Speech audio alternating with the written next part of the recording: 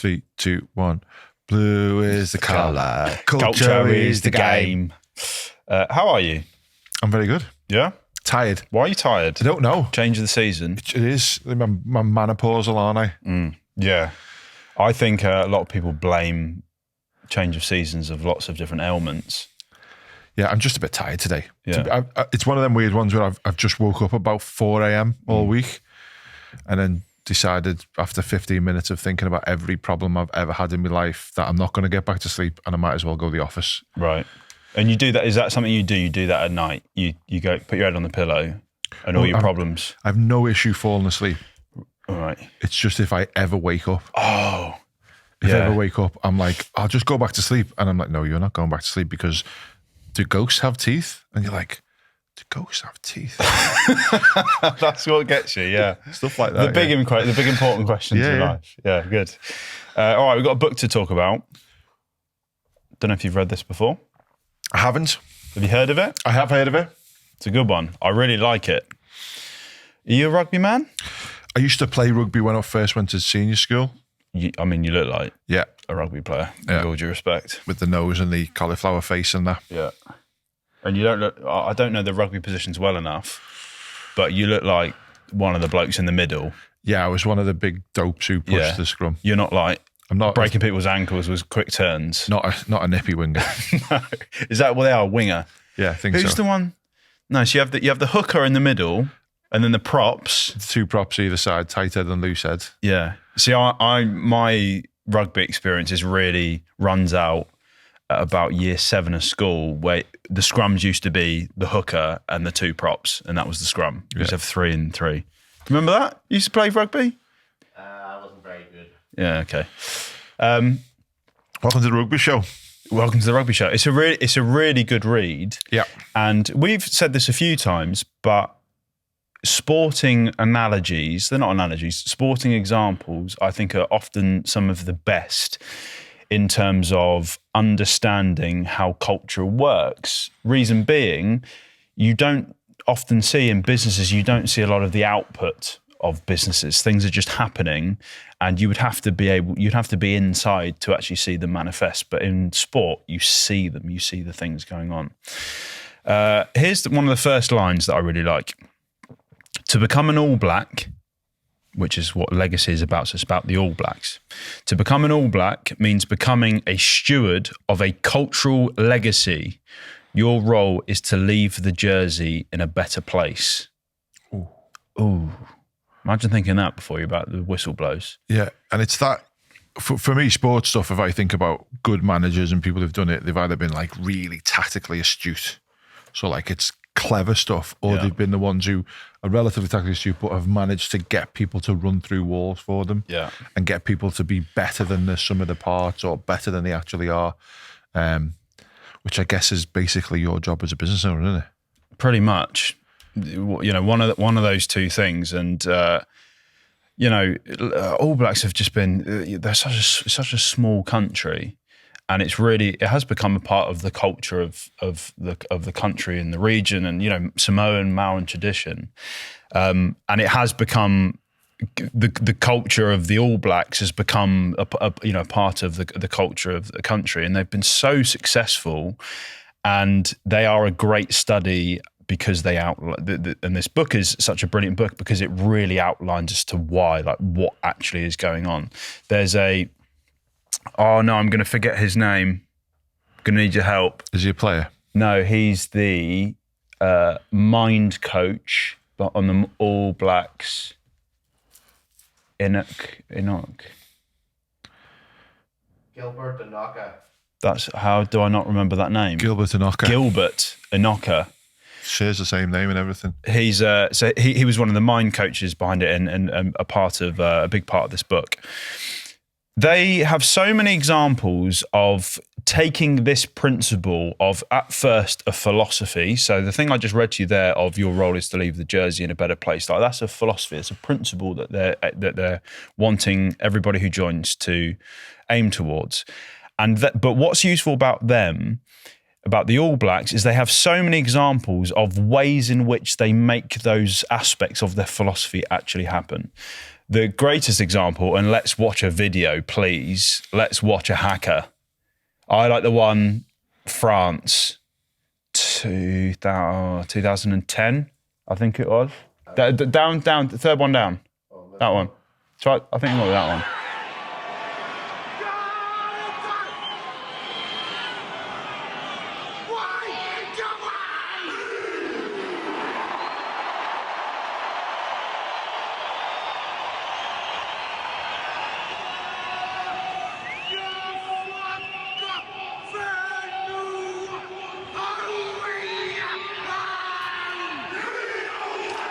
I always think, like, do they have sessions where they practice these? It's mad, isn't it?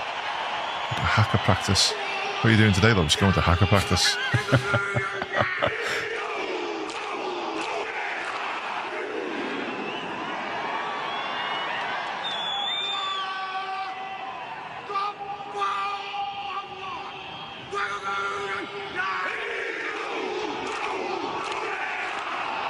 The faces they pull as well.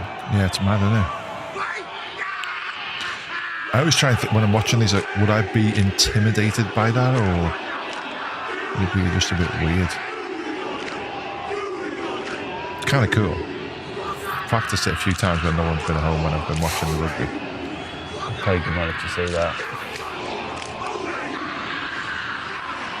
See, I think that's a good question. Like, would you be intimidated? And I think a lot of it depends on the way it's done. If you can sense a bit of self-consciousness when someone's doing it, it's very, sort of like, oh, I've got to do it, versus like they're doing pumped. it, they're in the thing.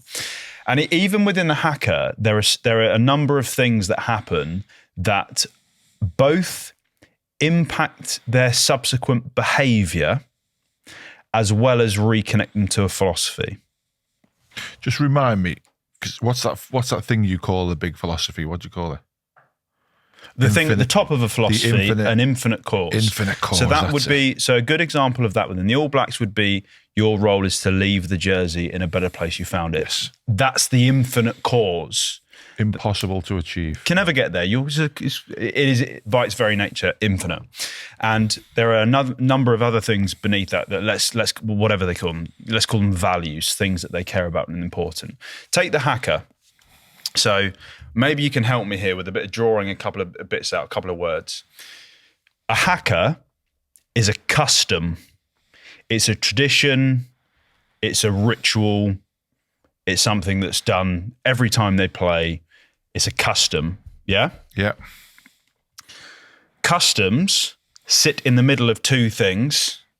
Above a custom, you have an idea. Below a custom, you have behaviour. The reason I'm using those three words is this is the dictionary definition of culture. The ideas, customs and behaviours of a particular people or society. That's Webster's, I think, definition of culture, and it's a very good one to use. So at the very top, you have a philosophy, ideas as in ideology. So for the All Blacks, you're talking about your role is to leave the jersey in a better place than you found it, as their infinite cause within their philosophy. And then you have a series of customs or habits or traditions, rituals that they put in place that then affect the thing you see of culture, which is the behaviour. Haka is an example. This thing you might have heard before of sweeping the sheds. Yep. Another customs they have in place. There's loads, just the philosophy behind the reason, the why they do that, are humility and ego of, it doesn't matter who you are, it doesn't matter how many tries you scored, you sweep the sheds. That's what we do. So there's loads of philosophical points then. Of course, then you can imagine how having that custom in place impacts behavior, which again is the thing that manifests of culture. The haka is a great example. I always think about, imagine the difference of you're England and you're about to play a game of rugby and you're thinking about your tactics or whatever, versus you're the All Blacks and you're doing the haka and you're thinking about this principle called whaka papa. Again, please put the spelling up on there. That would be great. I think it begins with a W, which translates to rocks on top of rocks. This principle connects the person who conjures this thought to the principle of their standing on the shoulders of their ancestors. And that's something you think about when you're doing the haka. Faka papa, I'm here and I'm stood on the shoulders of my ancestors. Imagine thinking of that when you're about to play a game of rugby and you've got your opponent stood over there thinking about what they're going to do in a scrum. Like, let's take talent out of the equation for 1 second. If it's a fair fight, who's going to win that? It's a wonderful tradition. It has lots of sort of sub-customs within them. Another thing that we saw in that is you see the faces that they pull. Yeah. You see this in all Maoran tradition. So I've got a wonderful bit of art at home. That's a Maoran fighter. And the same thing, they're always depicted as disfigured. Reason behind that, the philosophy behind that is because they really value humility. So you never see these picture perfect fighters or deities. It's about humility. And that's one of the reasons why, going back to talking about why sports are such good examples of how cultures work, because you see these things. You see a haka. You don't see many companies in the morning do a haka. How it works in companies is your customs are more around habits, but as well as systems and processes. They're what your customs are, the way that things work. It can be something as boring as, I don't know, you got a CRM system, how that's ordered is the little things that can really then impact behavior. And this all comes back to this principle I talk about a lot, which is philosophy first. There's an enormous difference between organizations who, when they're building the way that the company works and the habits that are in place and the customs, the rituals, if they don't do it philosophy first and they just start building stuff like, I don't know, we've got a recruitment process. How should this work? Let's build a recruitment process. I've got a bit of knowledge from something that I've done before at another company. So's this you build these sort of Frankenstein processes that if you were to ask someone the question, why do you do it that way? You get these rubbish answers. It's like, I don't know, it's just the way we do it. Yeah. Versus if you were to go and ask one of the All Blacks, why'd you do the haka? They'd give you an answer. And this might sound aspirational in some ways to expect yourself to think and act philosophy first all the time. And it is on an individual level. For me to be completely congruent with this principle, it means everything I say, everything I do, before I act, I take a beat and I think about, okay, like what matters here? Like what's the best way for me to respond? It's unattainable because we're emotional beings and sometimes we just act. But something that is absolutely realistic is to build a company philosophy first, build the way it works philosophy first. And it's really very simple. It's when you're about to do something, whether it's a new project or you've got to deal with a situation or you're building processes within a business, you ask yourself a set of very simple questions, 2 starter questions. What's the purpose of this? And what matters most? You answer those 2 questions and then you figure out, how do we make those things happen? That's when you start designing the way that the thing works. And again, All Blacks are such a wonderful example because they have these customs in place and it's all with a purpose that you could ask anyone at any particular point who's involved in the All Blacks, why is this in place? And they'd give you an answer.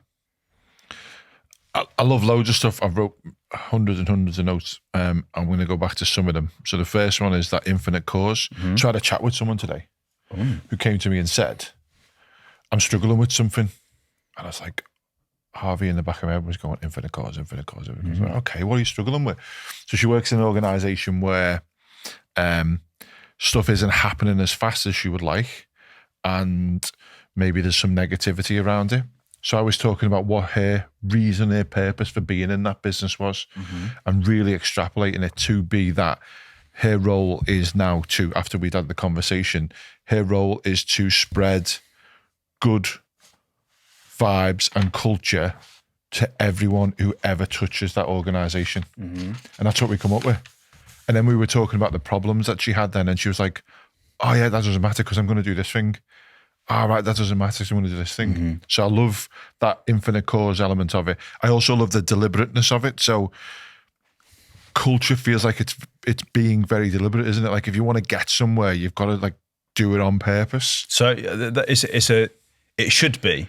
It absolutely should be deliberate within an organisation, within a country or whatever. It's different because you're born into the culture and it's just around you. You're just immersed into it. With an organisation, it's different because it's such a man-made construct that they'd have, relatively speaking, short lifespans, and you have all the complexities of. You have lots of different personalities, lots of people from their own cultures and own values. So you have to be very deliberate about it. What is true is as soon as you put a group of people together, the culture forms instantly. It's happening. It's unavoidable. You can't, I always think about things like when I used to play five-a-side and that, be a group of 10 of us and would hand out bibs of who's going to be on what side. You'd be like, well, let's stop talking to them now. These are now my mates. Yeah. And depending on who's that group, like you have a culture, you have a way that you interact with each other and whatever. So it comes down to, it's up to you. Like you have a culture. You can't avoid having a culture. It's just the way that groups of people work. It's natural. So like, do you want to? You can do that. You can see what happens. You can see what unfolds. But if you're running a business, I would very much suggest being extremely deliberate about it. So sometimes when people talk about culture, they would say, oh, I'm going to experience the culture of a town or a city or a country. And that feels like that's an oxymoron. It's not the same thing as company culture. No, different meaning of the word. Yeah, so it's one of those weird words that means two different things. Culture, arts, and it's a really annoying word. Can you not invent a new one? I've had this conversation with myself so many times. That culture is the correct word. Oh, okay. So I'm gonna. Everyone else was wrong. Everybody else is wrong, and they're using it incorrectly. No, but that's exactly it. So I probably said to you before. Terry Eagleton, historian, wrote the book called Culture. Talks about culture generally. Cites it as being one of the most complex words in the English language. So like, oh, brilliant! That's good that I'm using it, and that's my business. But there you go. It's interesting.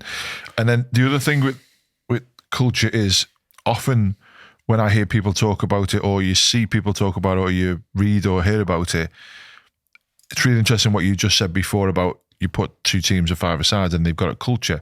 Often people think culture doesn't exist until you put something in there. Mm-hmm. But what you're saying is it's always there. Yeah. It just naturally happens. Is that what, three or more people? Because two people maybe not cultured, is it? Three. I would say three or more people. So when you have I actually don't know. I don't know whether you. That's a good question. I don't know whether you would describe two people as culture, ideas, customs, and behaviours of a particular people or society. Anyway, I would say three. That's when you're talking about. When you're talking about two people, I talk about the dynamic between the two of them. Three or more people, yes. So taking those three things: the ideas, customs, and behaviour of a particular people or society. So people behave, you always have the behavior. Again, that's the outer layer of what you see of culture, are the behaviors. Customs don't have to be deliberate. They can just be habits. They can just be things that you end up doing as a routine. That's another word for it, I suppose, routine. Now, something that is important to note is there is something, I think, implicit in the word philosophy that implies a bit of deliberateness. Not necessarily the case. Everything that we do as humans are naturally driving us to something or driving us away from something. Yep. Just the way that we work. Again, when I say anything, I really mean anything. I have a sip of this water. On some level, it's because I value my health. I value being hydrated. Therefore, anything that we do, the way that I move my hands is because I want to communicate with you properly and be expressive, and anything you do. So when in an organization, the way that everybody works and is operating, there is a philosophy behind it. There is a principle behind it. It might be the case that it is a completely unexamined, unconscious philosophy that people are driving towards, which is why what you don't want to do in an organization is risk instinct taking over and people just doing the things that feel to them like the right things to do. In companies, going back to this infinite cause principle, if you don't have that and you don't lay that out effectively, it creates a vacuum. And people fill vacuums with things. Yeah. You don't leave vacuums as vacuums. So the normal thing that happens is you go towards the money, whether that's on an individual basis. You think, well, let me try and earn as much money in my particular role as I possibly can. Or you do things like, let me try and get back as much time as I can, work-life balance. Or if you're a CEO, you go towards, let's make it be as profitable as we possibly can. The problem with all of these things is on an organizational level, it's proven that that's not a good long-term strategy. If that's your focus, it's not a good long-term strategy. If All Blacks didn't have this leave the shirt in a better place, you would be in the situation that, let's say, England football team have been in many situations, in many different periods over the years. Is it depends who the manager is. It depends what players you've got, like what the club rivalries are like at this time. That's what your culture becomes. You're leaving it up to chance. Like Southgate and that team were far more deliberate with it, which is why the culture is different. But it happens instantly. As soon as you put people together, culture's there. Up to you. Like maybe if you stay small, then and you hire some good people, maybe it'd be all right. Maybe. But it's a maybe. Like, I don't know. One thing I will say is if you grow to any form of significant size, you're winning like 10 lottery tickets back to back if you've got any chance of being successful. It's just not gonna happen. So someone's seen this pod, watched for 20 minutes and gone, okay, that's interesting. Putting on a read of a book. What's the message they should take from this book? So legacy, James Kerr. The message that I would say from the book to take, if there are lots of them, if I were to identify one, I would pick out, this is the example that I use with my clients to first understand that definition of what we mean when we talk about culture. So ideas, customs, and behaviors, they're really useful buckets, cascading buckets to get past that first thing that, we joke about all the time, of this major misconception of what culture means in organizations of, DEI, HR, Bing bong tables. That's a combination of beer trolleys and ping pong tables. So you have to start there. You have to start from basics of, all right, when we say culture, what do we actually mean? And I think this book does a very, very good job of laying that out. You have your philosophy, of which there are many aspects of their philosophy. I'm looking at my notes here. They've got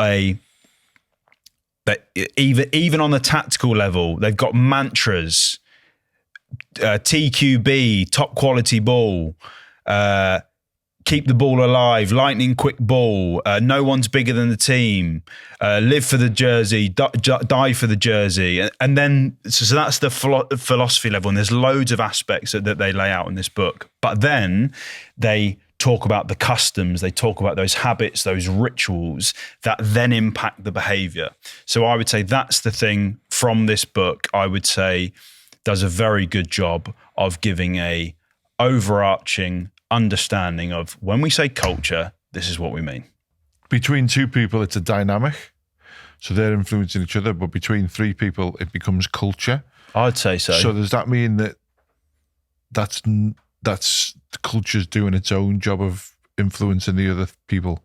Like if it's two, they've got to influence each other. So it's back and forth. But with the culture, with the third person, something invisible is happening. It's like magic.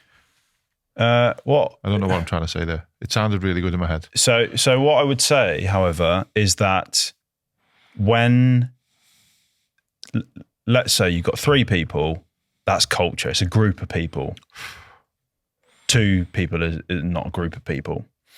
However, if we're talking about businesses and you talk about two people, let's say there's a partnership, then if you have a customer base or an offering, you are creating a culture in that way of you have customers who interact with your business and they see your culture because they're seeing your philosophy and therefore your systems and processes manifest.